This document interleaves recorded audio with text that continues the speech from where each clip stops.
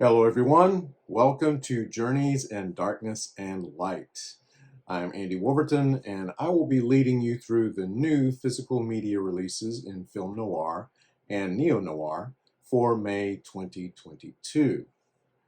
Dates often change and titles may be added, so stay tuned. I'll update any new information in the description. Once again, we have very little from the classic era of film noir, basically 1941 through 1959, but there's some interesting stuff here, including one must-own title, and even if you already own it, you're going to want to upgrade. So we kick things off on May the 10th with the release of Mr. Klein, or Monsieur Klein, from 1976, directed by Joseph Losey, coming to us from Criterion. Monsieur Klein is considered by many to be the best movie Joseph Losey ever made, and that's saying something. The film also features a performance that many consider Alain Delon's finest. Yet the picture bombed at the box office. I'll tell you why in just a moment, but as I describe the plot, you'll probably be able to guess. Delon plays Robert Klein, a Parisian art dealer who is more than happy to buy pieces of art from local Jews seeking to sell their valuable possessions in order to escape deportation to Nazi death camps, an act that was initiated by the rounding up of Jews by the Vichy government. Of course, Klein recognizes that the Jews are desperate to get anything they can for their art, so he pays them a pittance. One day, Klein is mistaken for another Monsieur Klein, this one a Jew, a man the authorities are seeking to deport. The more Klein learns, the more the two men's lives seem to parallel each other. Or could one be the other's alter ego? Soon, Klein is caught up in a nightmare worthy of Kafka. Upon the film's release, many French audiences were offended at the reminders of this shameful moment in history on the part of the Vichy government. Yet the film won 3 César Awards for Best Film, Best Director, and Best Production Design. This new 4K restoration also features interviews with critic Michel Simon and editor Henri Lanoux, archival interviews with Losey and Delon, the 1986 documentary Story of a Day on the real-life Veldiv roundup, a central historical element in the film, a trailer, a new English subtitle translation, and an essay by film scholar Jeanette Vicindo. Now, understand that I do not own a 4K player, so I don't plan on picking up any 4K releases anytime soon. But I know some of you are interested in them, so I'll briefly mention 4K from time to time. Here's one that noir fans will want to know about. Shadow of a Doubt from 1943 comes to us from Universal. This one comes with a 4K Ultra HD disc, a standard Blu-ray, and a digital code. This is also part of a box set including other Hitchcock films also being released on the same day, May the 10th. This is actually the second Hitchcock 4K box set. The first one was released in 2020. Now, they're all available individually or in the set. Again, I don't have a 4K player, but if you do, there you go. On May 16th, we have Revolver from 1973, directed by Sergio Solima. This release comes to us from Eureka, and this is a Region B release from the UK. Director Sergio Solima directed a trio of spaghetti westerns in the late 60s, but took a break from them to work on 2 crime pictures. Violent City from 1970, starring Charles Bronson, Jill Ireland, and Telly Savalas, and this film, Revolver. I'll have more on Violent City in just a moment, but for now, Revolver, which stars Oliver Reed as Vito, a prison warden who gets word that his wife Anna has been kidnapped by criminals. They'll let her go unharmed if the warden will release Ruiz, one of the members of their gang. Vito agrees, but as you might imagine, something goes wrong.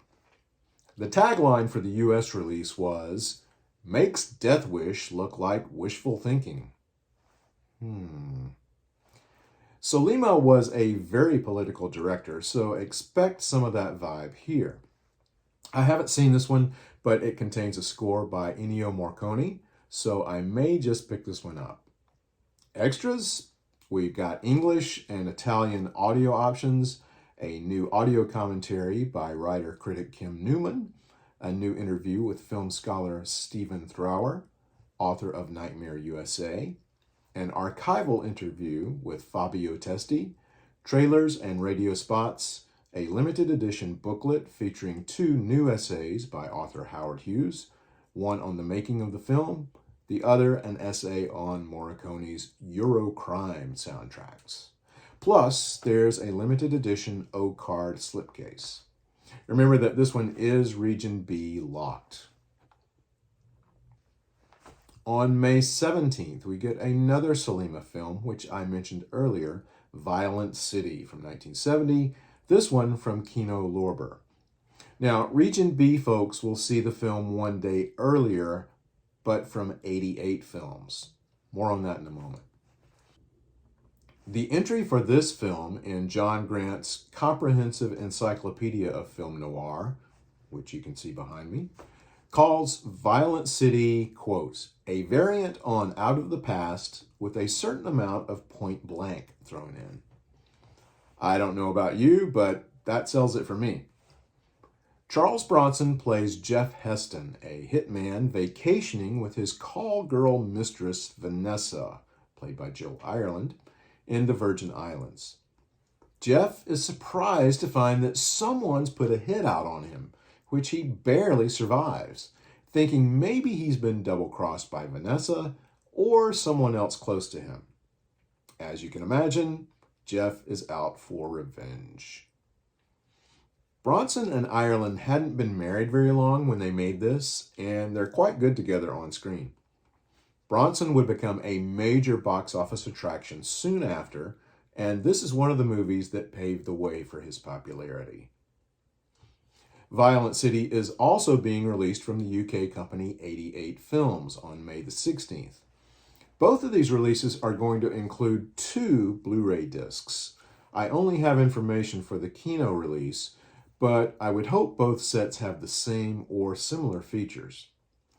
For the Kino, the first disc includes a new 2K restoration in English and in Italian with optional English subtitles, a new audio commentary by film historian Paul Talbot, who wrote the Bronson's Loose books, an interview with the film's director and co-writer Sergio Sollima, trailers, and a TV spot.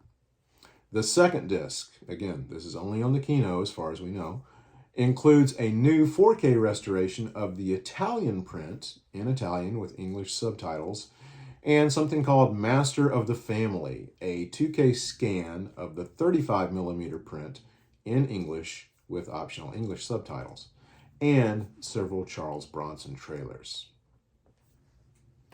Now, we're still on May 17th, which also includes the release of Femme Fatale from 2002, coming to us from Shout Factory. There are at least 3 films with the title Femme Fatale, but this is the one directed by Brian De Palma, moving away from Hollywood and filming in France. Rebecca Romaine Stamos plays Laurie, a thief/con artist who makes off with $10 million in diamonds that she swiped from a supermodel at the Cannes Film Festival. A little warning for those of you going to Cannes. Laurie later slips into Paris, where she assumes the identity of a woman who could be her twin. After marrying a U.S. politician, Laurie seeks to avoid the media. Hey, marrying a politician may not be the best way to avoid the media. But when a freelance photographer named Nicholas, played by Antonio Banderas, snaps her picture, Laurie has to take action. This one has been called everything from De Palma's best film to trashy Eurosleaze. Are the actors playing characters or archetypes? Is the film carefully constructed or completely freewheeling? I'll let you be the judge. There's no word on extras, but the Warner DVD from 2015 included a short behind-the-scenes featurette, an 11-minute short called Visualizing Femme Fatale, and a 23-minute appreciation of the film. If I hear anything definite, I'll let you know. May 17th is turning out to be a pretty busy day. This also marks the release of Two Men in Town from 2014, directed by Rashid Boukareb from the Cohen Media Group. Based on the 1973 French film of the same name, Deux Hommes dans la Ville, with Alain Delon and Jean Gabin, Two Men in Town could be considered a companion film to Straight Time from 1976, both about an ex-con trying to abandon a life of crime in favor of a law-abiding future. A New Mexico patrol agent named Emily Smith gets assigned a new parolee named William Garnett, fresh out of the joint. But the local sheriff, Bill Agati, isn't exactly welcoming Garnett with open arms. That's because Garnett killed one of Agate's deputies years ago.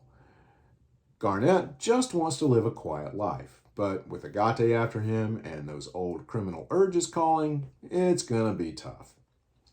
The reviews of Two Men in Town are mixed. Some critics applaud the performances, but consider the story rather routine. Others think there's much more to the film. It looks like the only extras here include a making-of documentary and trailers. Next, May the 23rd in the UK and May the 24th in the US bring us Wild Things from 1998, directed by John McNaughton. This comes to us from Arrow Video in separate 4K and Blu-ray releases. Now, this film was previously released on a bare bones Blu-ray from Sony Pictures back in 2007. This new Arrow release will be much more substantial, as we will see in a moment. A Florida high school guidance counselor named Sam Lombardo is accused of rape by two of the school's wealthiest students, Susie and Kelly. Investigating Detective Duquette isn't so sure this is an open and shut case. Bodies pile up, dead and living, if you know what I mean. And things get complicated. And to be honest, things get implausibly complicated. This is clearly an exploitation movie, but an exploitation movie with high production values.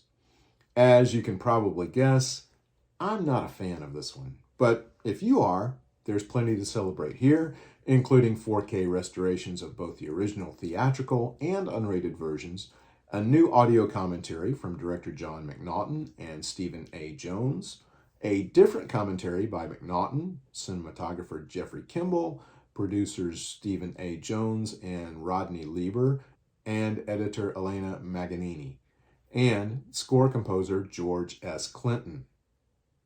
Not that George Clinton, although that would certainly make me a bigger fan of the film.